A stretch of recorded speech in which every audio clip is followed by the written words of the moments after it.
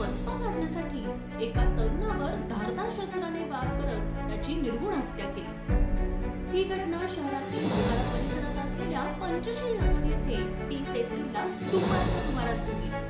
जय विजय पाटील वय वर्ष 25 असं मृतकाचं नाव असून दिगंबर उर्फ दीक्षित हिरणपाडे वय वर्ष 36 असं मारेकऱ्याचं नाव आहे। मिळालेल्या माहितीनुसार गेल्या 2 वर्षांपूर्वी बॅनर फाडण्याच्या कारणावरून जय पाटील यांनी दिगंबर याच्यावर प्राणघातक हल्ला केला होता। यामध्ये दिगंबर जखमी झाला होता। या प्रकरणी लोहारा पोलीस ठाण्यात गुन्हा दाखल करण्यात आला होता।